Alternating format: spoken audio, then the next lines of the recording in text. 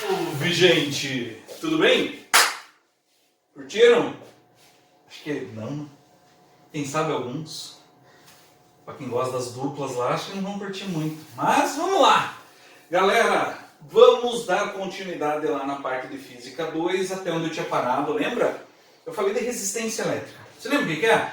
Claro que lembra, né? Porque você nunca esquece nada do que você ouviu e viu.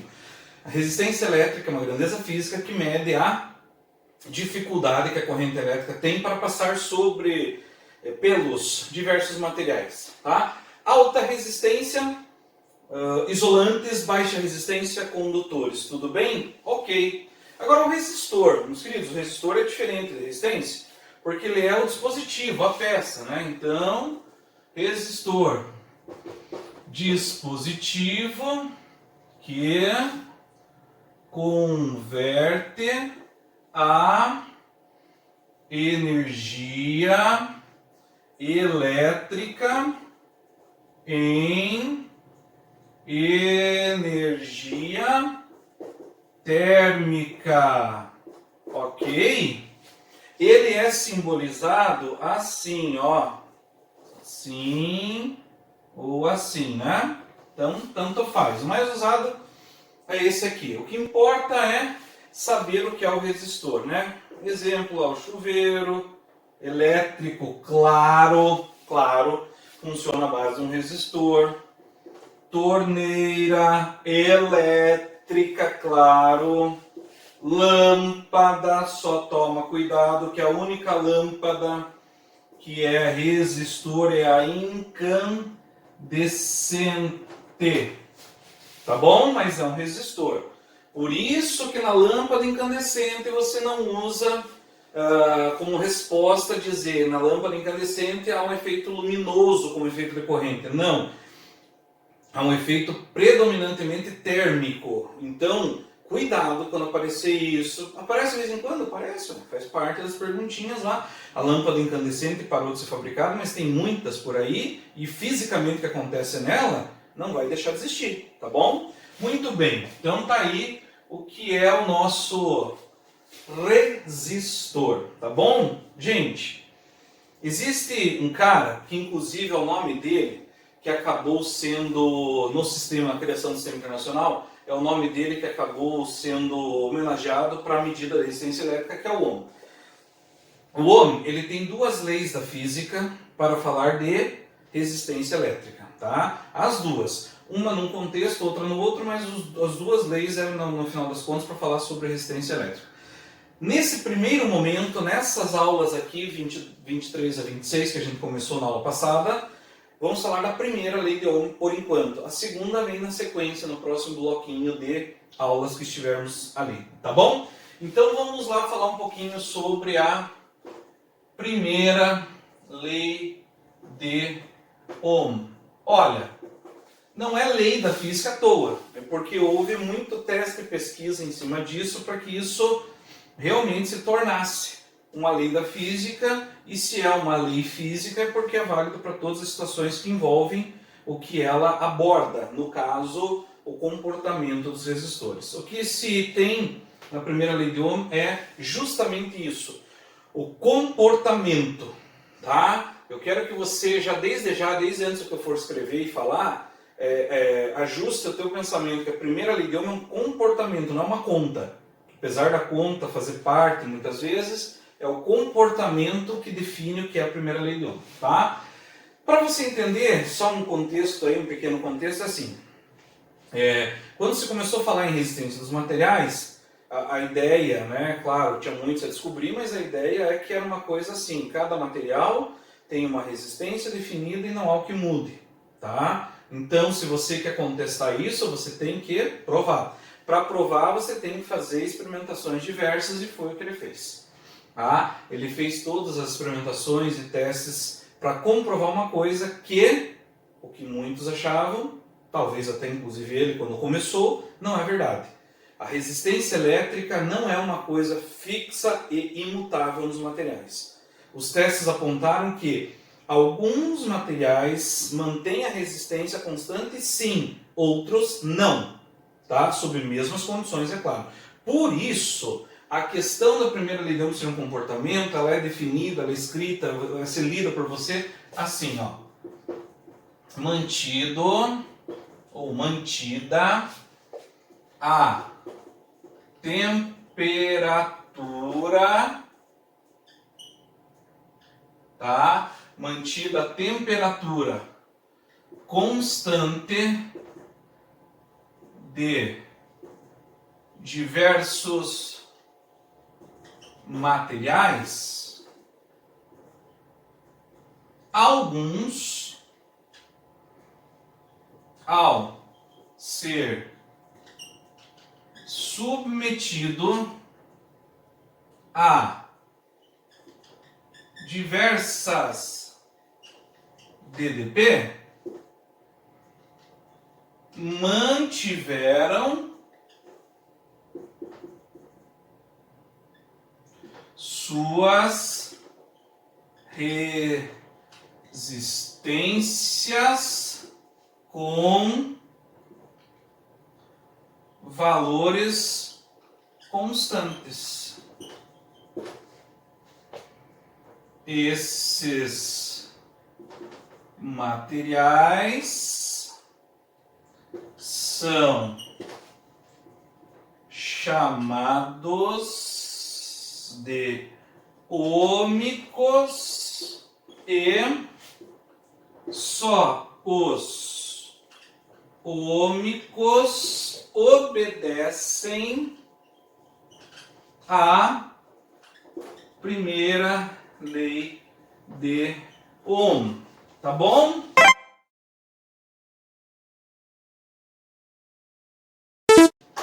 Então tá aí, ó. Primeira coisa, se liga nisso aqui, tá? Por que mantida a temperatura constante dos materiais? Se você quer testar de forma fidedigna, que todos tenham a mesma condição de experimentação, você tem que fazer com que a temperatura fique constante, porque quando a corrente passa pelos materiais, aquece. Quando aquece, dilata. Quando dilata, muda a estrutura do material. E alguns de formas, e claro, todos, né, todos apresentam formas particulares de dilatação e de alteração de estrutura. Por isso, se eu quero comparar sobre as mesmas condições, na primeira lei de Ohm, foi então dito, feito, experimentado, que todos os materiais tiveram a temperatura constante. Então, mantida a temperatura constante dos materiais para fins de igualdade nas condições de teste. Alguns materiais, alguns apenas, mantiveram a resistência com valor constante para qualquer DDP aplicada. Então, gente, aquela primeira história já assim, primeira que eu digo porque é muito comum a frase. Todo material respeita a primeira lei de Ohm. Não, alguns. Quem são esses? São aqueles que, aplicados várias DDP, a temperatura constante mantém o valor da resistência constante. Isso é a primeira lei de Ohm. Esses materiais que mantêm a temperatura, que mantêm o valor da resistência constante, são chamados de materiais ômicos. E só os materiais ômicos é que são ditos materiais que obedecem à primeira lei de Ohm. Tá bom? Então, todos os materiais respeitam a primeira lei de Ohm. Não, falso. Somente alguns, os ômicos, que mantêm a resistência constante para qualquer valor de DDP aplicada. Entendido por enquanto? Ok. Vamos lá então, meu espacinho. Jill!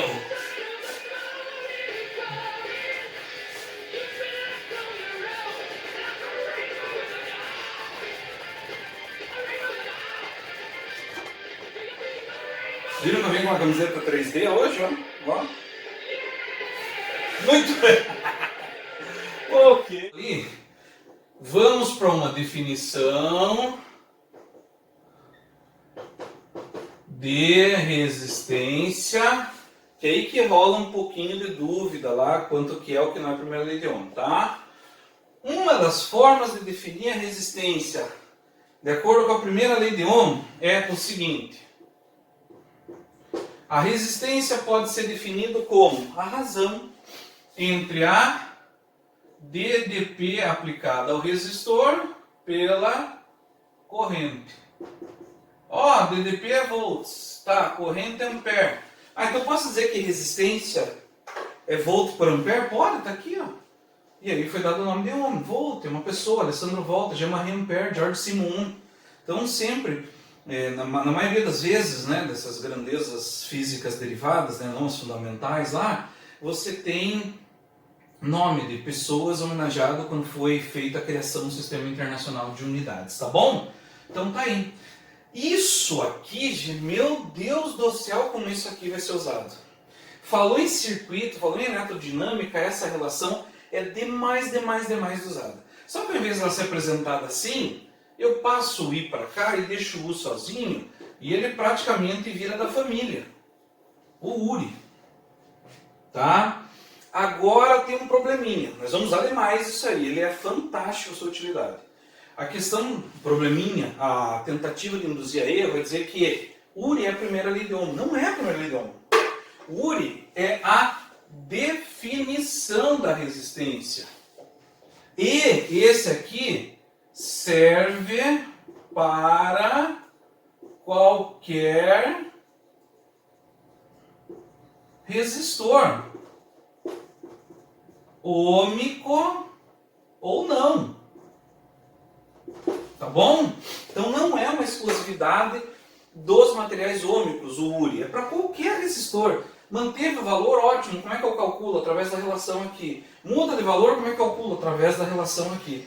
Entendido? Então, os testes mostraram, né, que temos então lá materiais ôhmicos que simplesmente tem o R assim, ó.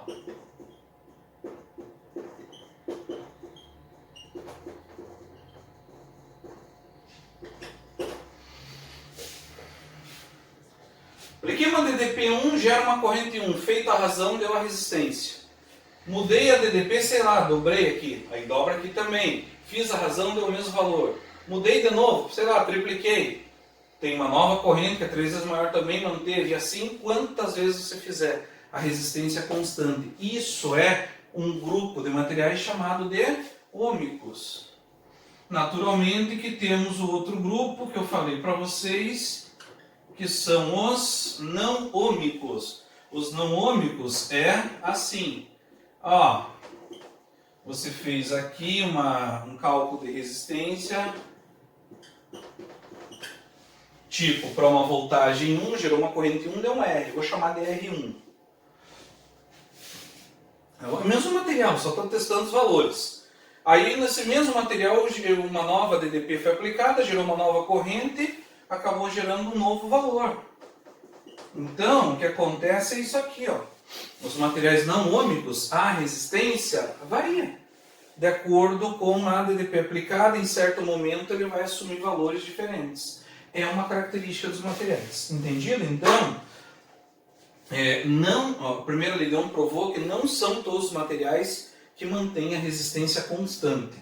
Entendido isso aí, gente? Uma coisinha que já apareceu, já foi falado, já caiu assim, tá? No teste da primeira lei de Ohm, ele manteve a temperatura constante. Ok, beleza. Numa situação real, por exemplo, eu pego uma lâmpada incandescente, que é um resistor, e ligo. Ao ligar, altera a temperatura muito. Os filamentos de lâmpadas incandescentes chegam lá na casa dos 3.000 graus Celsius. Muito quente. Então, a resistência altera? Altera. Para mais ou para menos? Para mais, você vai ver na segunda lei de Ohm qual é o fator que determina que quanto mais alta a temperatura, maior é a resistência do material. Então, cuidado, isso já foi questão do vestibular, tá? Uma lâmpada incandescente ligada e ela apagada, a resistência é idêntica? Não. A resistência com ela na forma ligada, em que está em altíssima temperatura maior, é. Entendido? Então, cuidado com isso aí, tá bom?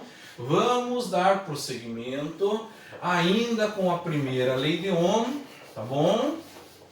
Agora, numa representação que é extremamente comum e extremamente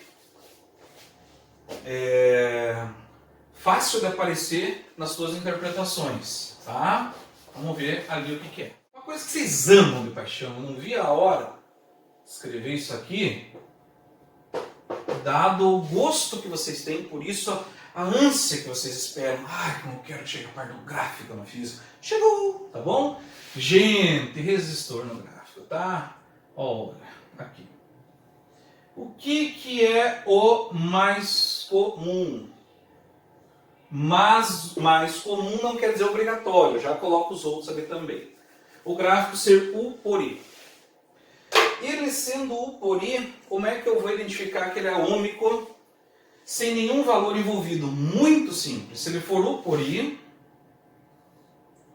isso aqui é o R, passando obrigatoriamente pela origem, isso aqui é um resistor ômico, ou seja, qualquer ponto que você pegue da reta e assuma valores de tensão e corrente, ao fazer a razão, adivinha?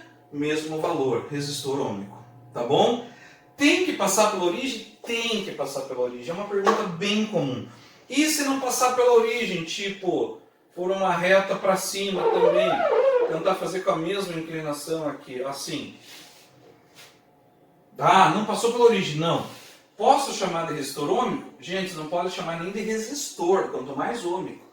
Isso aqui, ó, a gente vai ver em breve, ele é um receptor reversível, tipo um eletrodoméstico, nem resistor ele é. Então, cuidado, tá? Gráfico U por I, para ser resistor ômico, reta inclinada que passa pela origem.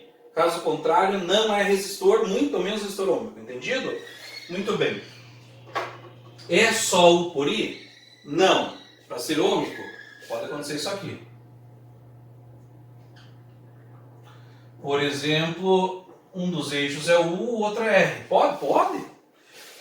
Posso analisar um gráfico U por R e ver se é ômico ou não? Pode. A questão é que tem que ser assim, ó. Se você bate o olho num gráfico desse e você vê lá que para, por exemplo, ó, várias tensões aplicadas, o que o gráfico mostra? O mesmo valorzinho do R. Tá bom? Então isso aqui é ômico? É ômico. Para várias tensões aplicadas, ele mostra o mesmo valor de R. Ômico sim. Tá bom? Então uma outra forma de aparecer aí o ômico como sendo a representação independente de valores. É o chamado gráfico qualitativo. E o não ômico? Bom, o não ômico é simples também, ó. Vou pegar o U por I, tá? Então chamar atenção para uma coisinha para vocês. Então imagine que num gráfico U por I começou assim e pá, daí fez assim. Você percebeu que começou lá na origem? Ok. Você percebeu que até uma certa altura ele tem uma reta que começou na origem? Tá. Vamos dizer que até aqui, assim, mais ou menos, né? Eu não tenho marcaçãozinha de quadriculado aqui no meu quadro, mas mais ou menos até aqui. Então, eu posso dizer que esse material, até o U1 e o I1 aqui, eu posso dizer que nesse intervalinho aqui, ele é ômico? Posso. Porém, a partir dali você viu que ele faz uma curva.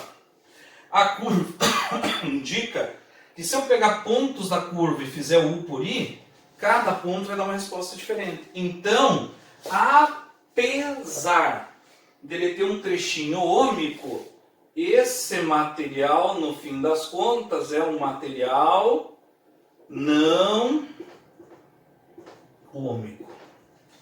Tá bom, galera? Então, essa é a interpretação dos gráficos para a primeira lei de Ohm envolvendo a resistência. Fechou? Beleza. Vamos lá, então. Bom, continuando aqui. Agora, eu vou para uma outra pequena abordagem. Tá? Vai envolver resistores um pouquinho, de certa forma. Essa abordagem agora é o seguinte. Energia elétrica. Nós vamos falar sobre o gasto de energia. É uma coisa já bem mais palpável do que a eletrostática, campo, trabalho, potencial elétrico, porque você vai ver coisas na tua casa que você pode calcular o gasto da energia. Tudo bem? Qual a definição de energia? A definição de energia vem daqui, ó, de potência, que é um trabalho realizado por tempo. Como o trabalho é uma variação de energia, então podemos dizer que a potência é também variação de energia por tempo.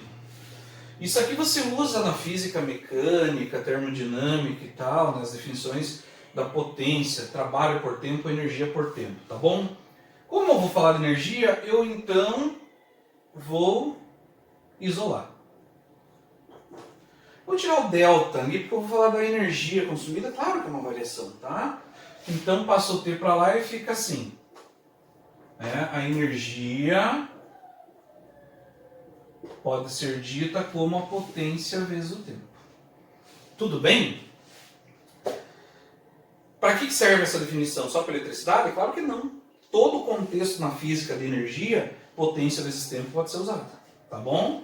E aí agora eu chamo atenção, eu quero destacar, eu quero que você não esqueça de jeito nenhum o seguinte. Galera, quando se fala em gasto de energia elétrica do aparelho, está aqui, ó. O que define o gasto de energia elétrica de um aparelho? A potência do aparelho e o tempo que ficou ligado. Eu ouvi falar que o 110 ou 220 um gasta mais que o outro. Balela. Não é a voltagem que determina o gasto de energia de um aparelho. Então, posso falar que se um ferro de passar roupa, por exemplo, tem 1000 watts de potência na voltagem 110 e um outro ferro similar de 1000 watts também na voltagem 220 for usado pelo mesmo tempo, gasta a mesma energia? Pode não, deve, é isso que acontece. A potência dos aparelhos e o tempo de ligação define o gasto de energia independente da voltagem que esse aparelho tenha. Eu acho que a relação com voltagem cria certa dúvida, porque é o seguinte, olha só. Quando vou pegar o chuveiro, que é o troço de mais alta potência, por exemplo, que a gente tem na nossa casa, né? Um chuveiro elétrico tem potência maior que um ar-condicionado até, né? Pelo menos dentro de casa, claro, aqueles ar-condicionados gigantescos de salas comerciais enormes, lojas e tal, outra parada. Mas dentro da nossa casa, os modelos de ar-condicionado são de potências abaixo de um chuveiro simples, tá? Não precisa ser grande coisa o chuveiro, não. Então eu vou pegar um exemplo para você assim. Um chuveiro de 5.000 watts, construído na voltagem 110 volts, ele tem perto ali de 50 amperes de corrente. Gente, 50 amperes de corrente é praticamente a corrente da casa inteira. Então ele teve 47, 48 amperes de corrente, um chuveiro de 5.000 watts. E acaba que 5.000, 5.500 é o limite do chuveiro 110. Por quê? Porque nessa potência ele chega no limite da corrente que uma casa tem. O que acontece é que o 220, a tensão 220, ela permite uma coisa. Se a tensão dobra, eu posso não, quando eu ligo esse aparelho elétrico que tem a mesma potência do 110 em 220, claro, construído para ser 220, ele vai ter o fato de ele ter o dobro da voltagem e funciona com metade da corrente. Então eu vou arredondar. Digamos que o chuveiro lá de 5.000 watts funcione lá com 5.500 watts, vamos dizer assim, funcione lá com 50 amperes, praticamente a corrente da casa inteira. O mesmo modelo de 5.500 watts em 220 funcionaria com metade da corrente, 25 amperes. Mas gasta a mesma energia? Gasta a mesma energia se ficar ligado ao mesmo tempo. O que acontece? Peraí, 220 então, em 25 amperes, sobrou um monte de corrente na casa ainda. É verdade. Então aí pode se dar o luxo das marcas. Então peraí, eu posso usar um de 6.000 watts. Pode, do 110 já não dá. Já extrapola a corrente que tem na casa. Tá? 6.500, dá? Tá chegando ali perto de 30 amperes, ainda sobra muita corrente para casa. Então é isso. Os modelos 220, como usam menos corrente, podem ser feitos em maior potência. E aí a galera associa que gasta mais energia o 220, por exemplo. Não é isso, tá? O que gasta energia é a potência e o tempo de uso, independente da voltagem. A única coisa da voltagem é o que eu acabei de explicar. O 220 é indicado para aparelhos de maior potência, porque ele usa menos corrente e sobrecarrega menos a tua casa. Gente, casa com 2 chuveiros 110 não funciona. Vai usar 40 e tantos amperes cada um. Ao você ligar o segundo, vai para 80 e 90 amperes os dois juntos. A tua casa tem um limitador de corrente, um disjuntor que a Copel lá autoriza via padrão de instalação, que eu não lembro se é 50 ou 60, depois eu confirmo, mas que não pode passar disso. Só passa disso se a tua casa tiver uma justificativa para ter uma corrente maior via documental, lá no seu procedimento. Você tem que justificar se você quer mais. O padrão é até 60 amperes, se eu não me engano. Vou ver se é 50 ou 60, tá? E aí, cara, é uma conta simples. Se eu vou ligar dois chuveiros que dá 90 junto, extrapolou muito o que é disponibilizado para mim. O disjuntor cai, porque o disjuntor tem essa função, proteger o circuito. Passou excesso de corrente, ele cai. Eu vou lá e levanto o disjuntor e vai cair de novo. Agora, em 220 volts, você já pode até ter dois chuveiros. Claro, os dois ligados ao mesmo tempo já fica ali no limite da disponibilidade da casa. Mas dá. Por quê? Porque os dois juntos equivalem a 110 da mesma potência. Então dá. Tá? Então não tem cabimento dois chuveiros 110 na casa e a pessoa querer ligar os dois ao mesmo tempo. Tá bom? Muito bem. Vejam que a potência, independente de ser eletricidade ou não, no sistema internacional é watt e o tempo no sistema internacional é segundo. Portanto, como todo mundo já sabe, não é novidade para ninguém, a unidade no sistema internacional de energia é o watt vezes segundo, que virou o joule. Tá bom? Beleza? Todo mundo sabe disso, não é para eletricidade isso aí. Isso aí é sabido por todo mundo. Acontece que para nós será muito mais útil a chamada unidade de cobrança. A unidade de cobrança, o jeitão que para nós paranaenses a Copel nos cobra, mas que é usado por toda a Companhia Estadual de Energia Elétrica. Tá? A unidade de cobrança não pode mudar a definição de energia, potência vezes tempo. A única coisa que acontece é que na unidade de cobrança, a energia, que é potência vezes tempo, será, ao invés de watt, será quilowatt, que é 1000 vezes watt, só isso. Ao invés de segundo, será a hora. E aqui está a unidade de cobrança, o quilowatt vezes hora. É assim que sai no nosso talãozinho da Copel, o quilowatt vezes hora. Tá? Hoje, se você pegar teu talão lá, bem no comecinho dele, lá em letrinhas pequenas, já está aproximadamente lá, é quebrado, tá? Mas é aproximadamente 80 centavos um quilowatt-hora, tá? Dá 0,79 para mais um monte, praticamente 80 centavos um quilowatt-hora. Então, na minha casa eu gasto 400 kWh de energia elétrica, multiplico por 80 centavos, 320 pila a tua conta de luz. Fora acréscimos quando tem aquela parada de bandeira amarela e bandeira vermelha, que aí é uma coisa sazonal, né? Depende do como estão as reservas de energia, as reservas das energias mais baratas, que são as hidrelétricas, por exemplo, quando precisam de ajuda para suprir a energia, ligam-se as térmicas, que são 4 vezes mais caro, usam combustível lá para as turbinas entrarem em operação, eles repassam o custo para o consumidor via bandeira tarifária amarela ou vermelha. Tá bom? Então tá aí a unidade de cobrança para nós. Gente, você pode determinar o gasto de cada aparelho que você tem o hábito de usar. Pega a potência lá do eletrodoméstico, vê lá quantos quilowatts ele tem, vê quantas horas você usa por dia, multiplica por 30 que é o mês, você já tem uma conta. Banho é o mais comum, né? Eu tenho um chuveiro elétrico, tá? Não me vem com a história do chuveiro a gás. Elétrico, já perguntaram, tá? Elétrico lá de 5.000 watts, tá? Na minha casa é 1 hora por dia de banho, contando todo mundo, beleza? Pô, então dá 5 kg, né? 5.000, 5 kW vezes 1 hora. 5 kWh dia, vezes 30. Pô, 5 vezes 30 dá 150 kWh mês. 150 vezes o 80 centavos, 120 reais. Poxa, então se eu tiver um chuveiro de 5.000 watts, 1 hora de banho por dia na minha casa, contando todos, vou gastar 120 pila por mês só de chuveiro. Vai! É assim que você faz a conta da energia elétrica consumida, tá bom? Voltagem absolutamente não é colocada aqui, tá? Muito bem, vamos dar uma conferidinha aqui. Tá. Agora tem uma coisinha, né? Você acha que isso aqui vai vir de brinde o tempo todo?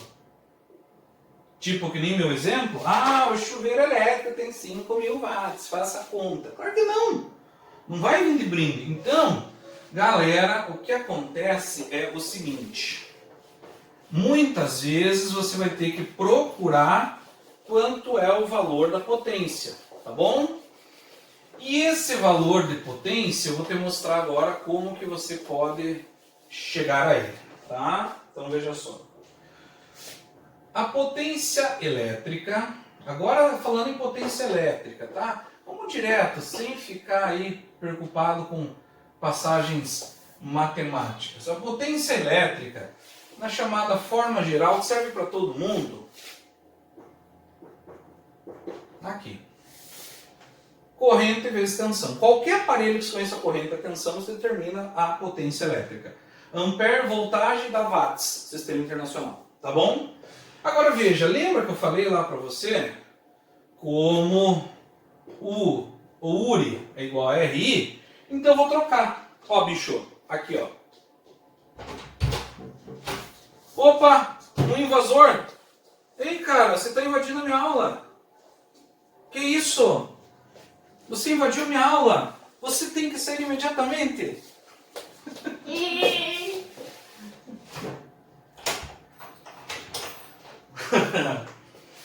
Imprevisível, né? Então olha aqui, ó, como U é igual a R vezes I, vamos fazer essa troquinha aqui, ó. Então vamos. Então P igual a I, sai o U, entra o R vezes I, opa, 2I. Então posso deixar como I ao quadrado? Pode, ó, aqui. Então ó, já temos uma, claro, isso aqui é mais para quando tem a resistência informada, tá? Também podemos fazer isso aqui, ó. Também. Ao invés de tirar o U e substituir por RI, eu vou tirar o I.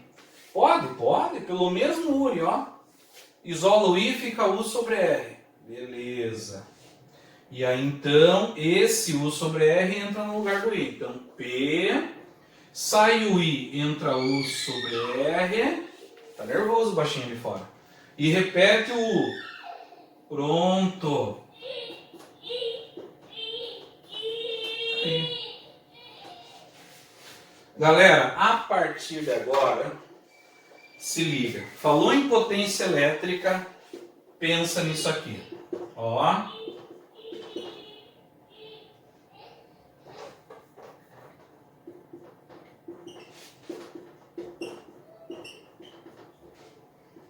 Esse é o nosso hall de definições para potência elétrica.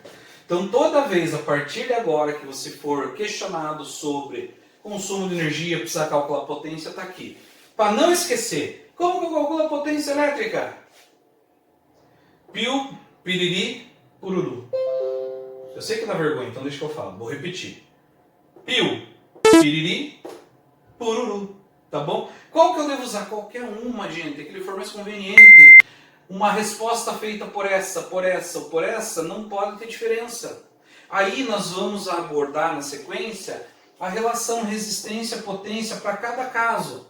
Quando a gente for falar em associação série, paralela, você vai ver essa abordagem aqui. Tudo bem? Galera, é o seguinte. Para essa eu vou ficando por aqui, tá bom? Porque daí na próxima aula o que a gente vai fazer? Pegar essas definições que a gente teve nas duas aulas aí e aplicar em resolução de exercícios. Tudo bem? Então, só finaliza ali curtindo um Jill. Tchau, meu povo. Até!